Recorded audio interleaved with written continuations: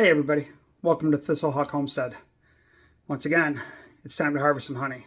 Thankfully, we had a decent harvest, about 25, 30 pounds, somewhere in there. You know, we never took an actual weight. Big shout out to my brother Mark and my cousin Don and his wife Tabitha. And my brothers, my sister-in-laws, taking pictures and stuff. Without those guys helping, this wouldn't have happened. Recently, I discovered I have increased the allergy I have to bee stings, so working hives has become problematic. And these hives, they had propolis. In other words, the bee glue, the frames from the top deep, which is the last one for the bees themselves, to the frames of the honey shallow, which is what we take. You never touch the deeps from the hives. So they propolis them together or glued them together, so we had to pry them apart, and the bees got very, very agitated. And it took two people working the boxes to separate those, and then two of us to run the frames over to the holding box to keep the bees away from them.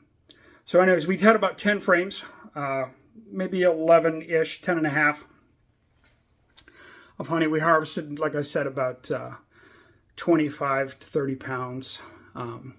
In the comments, I'll try and post some pictures that I have of the actual frames because they're gorgeous, absolutely gorgeous. Real dark honey and a real amber honey. So together it made a very tasty citrus type of flavor.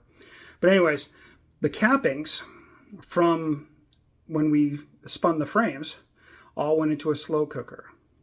You know, just a crock pot, just a basic crock pot, okay? And that cooked while we were working the frames. Cooked meaning we melted all the wax down. I cooked the honey down a bit so that way we can make cider Bochet. We'll be pressing cider next Saturday at my wife's uncle's house. He's got a bunch of trees and we have a great time and they're awesome people and we're going to have a blast. So we're going to press fresh cider. I got ahead of myself. And it's going to go with this. So I'm going to flip it around. And as you can see, this is the crock pot. Like I said, basic crock pot. Nothing special about it. You can see some residual in there. I'm going to throw the wax, which is right there, back in on the top because it's full of stuff. I'm going to melt that down and then strain it through cheesecloth to get all the stuff out of it.